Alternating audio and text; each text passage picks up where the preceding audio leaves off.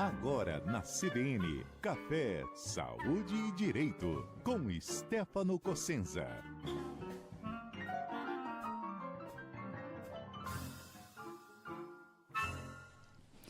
Doutor Stefano Cossenza, muito bom dia, tudo bem? Bom dia, Manu, tudo jóia com você? Tudo bem, você pulou muito carnaval? Ixi, demais da conta, tô até rouco, ó. E você? Foi no Oba? Eu fui. Foi nos blocos? Assumo. Que coisa maravilhosa. Ô, Manu, nós estamos direto no YouTube também, ao vivo? No YouTube, o pessoal pode aí só digitar na barra de pesquisas @CBN Grandes Lagos, que consegue ver a gente ao vivo por aqui. Ou quem prefere só o rádio também, 90.9 FM. E hoje nós temos convidado, né, doutor? Hoje nós temos um convidado internacional. Olha só.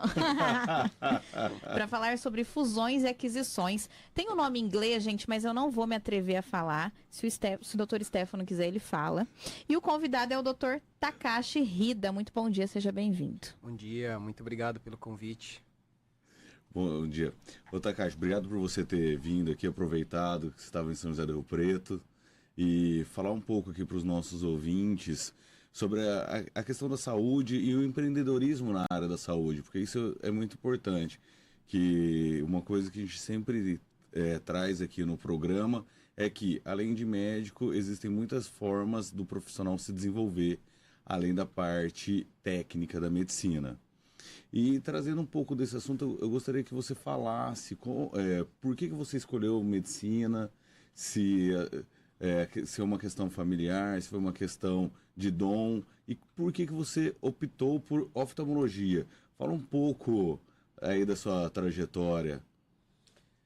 É muito boa a pergunta. Eu já venho de uma família tradicional médica e de oftalmologia, né? Eu nasci no Japão, da parte da minha mãe, eu tenho 2 tios médicos, um especializado em medicina oriental, até tratou Michael Jackson, né, meu tio.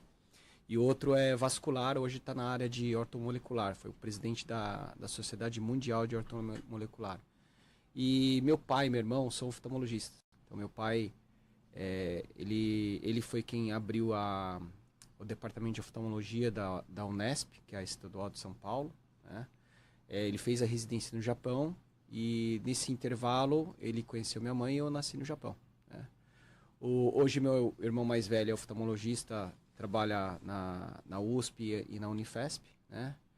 E eu acabei indo realmente na área privada, né? Fazendo a maior rede de hospitais de olhos da América Latina. Então, acabei seguindo uma carreira um pouco diferente, mas sobre a influência dos meus familiares, né? E talvez até tentando corrigir o caminho que eles não teriam feito e eu acabei fazendo, né? Eu acho que a saúde privada no Brasil, ele anda junto com a saúde pública, né? Então a gente tem que balancear ela para que todas as pessoas tenham acesso às melhores tecnologias, melhores equipamentos, né? Porque queira ou não queira, isso acaba ajudando, né, o melhor tratamento possível. Porque as tecnologias e aparelhos começam a ficar muito caros e os convênios não conseguem acompanhar, né? Então, você ter o acesso à melhor tecnologia, às vezes a gente precisa de um investidor. Então, nesse meio do caminho, a gente acaba procurando um investidor para a gente crescer e fazer uma grande rede e aí possibilitar ter o acesso à melhor tecnologia mais rápido. Aí todas as pessoas, todos os médicos podem oferecer ao seu paciente a melhor tecnologia. Ô Takashi, e como que foi a questão de você ir para Brasília? Como tudo isso começou? É uma longa história, né? Eu era professor lá na USP, Santa Casa, e eu fiz a faculdade em Prudente, né? Sou do interior, mas eu fiz Santa Casa e USP, estava fazendo doutorado na USP, e em Brasília estava precisando de um cargo de chefia de catarata de um grande hospital, né? E esse hospital, na época, era considerado o maior hospital em implantes lentes multifocais do mundo, né? Quando me chamaram, eu falei, bom, vou aceitar, né? Porque meu doutorado era em lentes multifocais. que a gente chama de lentes premium hoje, né? Que são aquelas lentes que tiram o óculos da vista cansada, né? O tratamento da presbiopia. Então eu me especializei nessa área e acabou que cruzou com a necessidade de ter um profissional dessa área lá em Brasília. E aí, quando que você foi para lá? Em 2000 e... Foi 2010, final de 2010. E lá a gente fez a expansão, acabei comprando o hospital, e aí a gente chamou um fundo de private equity, que é o Pátria Investimentos, que hoje é um dos maiores fundos de private equity da América Latina. A gente está falando de um fundo que cuida de praticamente 25 bi de dólares, né? Então é um fundo bem já consagrado, tem várias cases de sucesso em saúde. Então acabou que a gente começou essa tese junto com alguns hospitais de oftalmologia, fizemos a junção e aí começou o crescimento disso, né? E esse crescimento, ele é orgânico ou existe... Como que foi esse crescimento, né? Ele é orgânico, foi compras, aquisições, fusões? Porque quando começa a falar isso na área da saúde, tem muitos profissionais que falam, nossa, mas é possível, não é? Eu vou vender, vou sair da operação, o que eu vou fazer da vida? Como que fica isso? Essa é uma boa pergunta, porque antes do Pátria, a gente teve 6 fundos, né? E todos eles eram assim, não existia tinha uma regra já, né? E o bom é que o Pátria era customizado, então você podia optar, você pode optar como você quer seguir o seu rumo, né? Pós-aquisição. Mas tem razão, no meu caso, como é um hospital oftalmológico com 2.000 oftalmologistas, praticamente 700 são bem dedicados e a gente tem 130 sócios médicos na tese, né? A gente faz questão de ficar unido, né? A empresa com os minoritários, a gente mantém unido, né? Fazendo a grandes ações longo prazo juntos. Porque geralmente o fundo pensa curto, médio prazo, né? Que ele é um investidor. Então a gente tenta sempre adaptar a realidade dos dois para que a empresa cresça organicamente e também em aquisição. Então esses 130 sócios foram adquiridos, foram juntando. Então a gente tem aí sempre uma média de 10, 14% de crescimento, onde a gente organiza orgânico com aquisição. A aquisição geralmente acaba entrando muito rápido, cresce muito rápido. Então a gente está... Nosso target 2024 realmente já é consolidar a empresa com um faturamento de 1 bi, né? E a gente fala que o EBITDA, né, da empresa geralmente oscila entre 18% e 24%, que geralmente são empresas dessa área, né, de oftalmologia. Hospitais às vezes dá um pouco menos, né? Só que o faturamento é maior, né? Então... e a complexidade é menor na oftalmologia, como são especialidades fora do hospital geral. Então, durante a pandemia, as clínicas se mantiveram abertas. Os hospitais gerais ficaram focadas em pacientes da Covid, né? Então, é um porte muito diferente, né? A gente está falando de pacientes de hospital, opera e vai embora no mesmo dia. Então, é uma consolidação de clínicas e hospitais de porte muito diferente do que a gente vê aí, Redditor, DASA, Fleury, né? Apivida, né? Então, que são empresas consolidadas no mercado em bolsa, né? Mas a ideia é o que você falou, a gente quer fazer um IPO no futuro, né? Entrar na bolsa de valores como uma empresa de oftalmologia. Talvez a primeira empresa, né, de oftalmologia aqui na América Latina. Takashi, e é um grande desafio você manter uma equipe treinada, trazer novos profissionais, treinar esses novos profissionais. Porque com a aquisição, vocês compram outras clínicas, vocês se fundem a outras clínicas ou hospitais. E para manter a qualidade dessa prestação de serviço, hoje o grupo ele fornece alguma questão de ensino, de especialização? Como que funciona isso? Não, boa pergunta. Eu acho que esse é um dos principais pontos, né? Mas assim, eu sempre falo isso. Às vezes a gente tira uma foto e acha que aquela foto é eterna, né? Mas na verdade não. É um filme, é um vídeo, né? Então, até a gente centralizar, né? Compartilhar, fazer uma central de compartilhamento dessas grandes redes e ela começar a funcionar, ela demora. até você construir um sistema adequado para todas as unidades, ela demora, né? Então hoje eu tenho acompanhado várias redes de oftalmologia fora do Brasil, né? Tem a maior rede da Europa, a maior rede da China, a maior rede da Singapura. E essas grandes redes, eles têm algo em comum com a gente, né? Que são exatamente o que você falou. Ter um software que unifica tudo, ter uma contabilidade que faz tudo funcionar igual, um sistema que consegue ver os detalhes, né, do atendimento, né, a qualidade, né? Então, eu acho que nosso momento, algumas unidades têm dificuldade de se adaptar a esse sistema. Principalmente que o Brasil é muito grande, né? A gente está em 8 estados. E cada estado tem uma particularidade, né? Tem cultura. Imagina, uma telefonia central que a gente montou em São Paulo, talvez não entenda a cultura do pessoal do Sul ou da Bahia, ou do Distrito Federal. Então a gente criou uma fragmentação, uma central e uma central local, né? A gente acabou montando uma central em Joinville, que é uma cidade que culturalmente, né, a cultura lá realmente as pessoas têm um treinamento muito bom. Então acabou que a nossa central preferiu marcar um centro de compartilhamento lá, porque culturalmente o sistema lá funciona melhor. Isso foi estudado com a Ernst Young, né? Fez um estudo comprovando que lá seria o melhor lugar para a gente compartilhar as principais back office, né, que a gente fala, né, da nossa empresa. Entendi. E os profissionais médicos, como que funciona? A gente tem um comitê, a gente tem um comitê de cada especialidade, tem até o comitê de retina, comitê de catarata, comitê de refrativa, e todos eles têm um ensino continuado desde o residente, que a gente tem 6 residências no nosso grupo, até o treinamento do médico, até ele virar um médico renomado.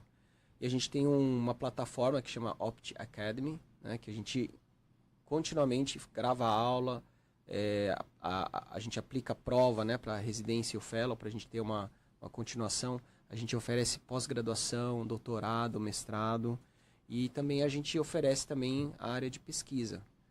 Hoje, na minha área, eu sou um dos que mais publico sobre lente intraocular no Brasil, né, até as novas tecnologias, faço fase 3, 4 do FDA, né, então, além de ter essa parte de gestão, né, é uma coisa que eu herdei do meu pai, né, eu faço muita pesquisa, né, então acho que esses pontos acabam dando mais credibilidade ao ensino que a gente faz para as gerações que estão vindo.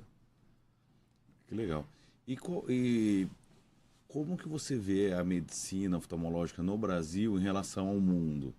Porque você participa de vários congressos, né? Europa, Ásia, está constantemente nos Estados Unidos, ali na região de Daytona. Como que você vê a medicina oftalmológica no Brasil em relação ao mundo?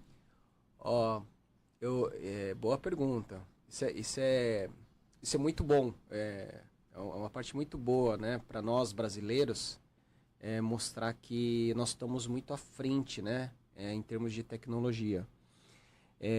Quando se lança uma nova tecnologia, geralmente ela é aprovada na Europa primeiro, entre 2 anos vem para o Brasil, e depois de 2, 3 anos que é liberado nos Estados Unidos, na Ásia. Então a gente está entre os primeiros, né? Então nós implantamos novas tecnologias antes do Japão, antes dos Estados Unidos. Isso é muito bom, né? A Europa é muito rápido, mas dizem que as próximas certificações, os próximos estudos comprovam que assim, o Brasil e a Europa meio que vão aprovar os produtos praticamente na mesma época. Então a gente está falando que o Brasil sempre foi pioneiro e vai ser cada vez mais pioneiro em novas tecnologias. E cada vez mais a iniciativa privada que está promovendo isso. Com certeza, né? A oftalmologia, diferente das outras especialidades, a área que a gente faz refrativa, cirurgia de catarata laser, lentes premium, ele é uma área totalmente privada, não tem dentro das universidades. Então, se você for para Harvard e falar com um professor de Harvard, que é um colega meu, ele vai falar assim, infelizmente cirurgia laser eu tenho que fazer na área privada. A universidade não oferece isso. Que de fato a tecnologia chega muito rápido. A universidade não consegue adquirir tanta tecnologia. Então, no Brasil é a mesma coisa. Você vai para a USP, para a Paulista, não tem essa tecnologia. Acaba que a gente faz um estudo da área pesquisa, a gente faz do mesmo jeito. A gente compartilha nossas experiências na área privada para a gente compartilhar com a área pública de ensino, para a gente poder também preparar os futuros oftalmologistas, né? Entendi. E, então, assim, cada vez mais a oftalmologia está se desenvolvendo com tecnologias novas. E como que fica a questão da inteligência artificial? Boa pergunta. Eu mesmo quase participei, né, do projeto de inteligência artificial da retina. Eu acompanhei esse estudo no desenvolvimento dela, né, que é assim, você tirar uma foto da retina e você saber se ele tem hipertensão, diabetes, por inteligência artificial. Ele foi desenvolvida, né, no Moorfield, na Inglaterra. Fui conhecer o centro lá. E quando essa tecnologia foi difundida no mundo, né, ele começou já a vir nos aparelhos, né? Então, é interessante, né? Você tem um aparelho... No Brasil, a gente utiliza aqui na nossa rede um aparelho portátil. Você tira a foto da retina, qualquer pessoa pode fazer isso. E tem ONGs hoje que usam essa mesma tecnologia em indígena, né, que está longe, né? Vai lá, uma enfermeira, um técnico tira a foto, manda para o oftalmo, ele analisa, mas a inteligência artificial já fala se é grave ou não. E geralmente a hipertensão e a diabetes é detectada antes na retina do que nas outras áreas do corpo. Então a gente consegue prever e prevenir, né, a doença. Em outros termos, assim, de biometria, lente intraocular, tecnologia, indicação, tratamento, existem bastante a inteligência artificial nessas áreas, né? Eu dei uma aula sobre isso na China, ano passado, em dezembro. E o ponto principal é realmente uma tecnologia que possa incorporar o paciente por inteiro. Então seria um sistema de prontuário com inteligência artificial, onde consegue pegar todo o histórico da pessoa e colocar no prontuário e ele ler o melhor tratamento e criar um histórico dela, né? Esse realmente já existe, está em desenvolvimento, né? E eu acredito que essa tecnologia será realmente a diferença que fará, né, para a nossa área, né, no inteligência artificial para o tratamento dos pacientes. Que interessante, né, Manoel? Sensacional. Eu tô super interessada, né? Porque você vê, ó, os óculos, né? Eu reparei o tempo todo, hein? Ô, Takashi, e o que você fala para os jovens médicos? Porque hoje nós vemos muito a questão da mercantilização. Uma coisa é você ser um médico empresário que busca o desenvolvimento, o crescimento do seu negócio. Outra questão é você ser mercantilista e ver o dinheiro a qualquer custo, com promessas mirabolantes aí que não podem ser efetivadas, né? Com dancinhas no TikTok, no Instagram. Você sendo hoje uma das maiores referências que nós temos em catarata, que conselho que você dá para os jovens? O meu pai, como oftalmologista, ele sempre me falou assim, ele me falou no momento que eu comecei a fazer oftalmologia. Ele falou, você escolheu oftalmologia, agora você faz bem feito, porque é o que você vai fazer o resto da sua vida. E eu fiz. Eu ganhei prêmio de melhor residente na época. Eu era o primeiro a chegar, o último a sair. Eu era muito dedicado, fora da curva, né? Então, nesse ponto, foi um grande aprendizado, porque aquele era o momento mesmo de aprender as coisas que eu iria fazer, assim, aprofundadamente, né? Então, e um conselho que eu dou, em termos de eu como gestor e médico, eu falo que existe um equilíbrio. você não pode, não é assim, a qualquer custo, né? Eu acho que a tecnologia é cara, tudo bem. A gente tem que fazer, às vezes as pessoas se enganam que existe um lado financeiro, mas a tecnologia é muito cara. Cada equipamento lá, 1, 2 milhões. Para chegar naquilo e ser pioneiro naquilo, custou, né? Então existe realmente o equilíbrio da tecnologia, a área financeira e também a qualidade. Existe. Então, o maior conselho que eu dou é sempre ser honesto, sempre ser correto. Ética, honra e confiança são as coisas mais importantes nessa área. E existe muito campo aí, né, para os jovens. Muito campo e hoje... Ainda mais hoje em dia, né? Porque o celular mesmo, as telas, o pessoal tem estudos que falam que daqui a um tempo muita gente vai estar usando óculos, né? Sim, na idade pré-escolar, você vê na Ásia, eles têm quase 75% de pacientes, de crianças míopes, porque eles usam muito celular, né? Usam muito objetos muito perto, iPad, né? Sim. E no Brasil essa estatística é menor, é 25, 26, mas tanto na Europa como na América Latina a estatística é a mesma, tem se crescendo míopes, né? Então, o que você falou, tem a tendência mesmo. E a gente está preparado para esse tipo de tratamento já, porque, como eu falei, os estudos e tal. Tô esperando você, hein, consultar. Doutor, obrigada, viu, pela participação. Nosso tempo é curto. Volte sempre, viu? Muito obrigado. E mais uma vez, parabéns pelo programa. Obrigado, doutor. Conte sempre conosco. Valeu, doutor Stefano. Até semana que vem. Até, Manu. Um abraço. 11 horas, repórter CBN.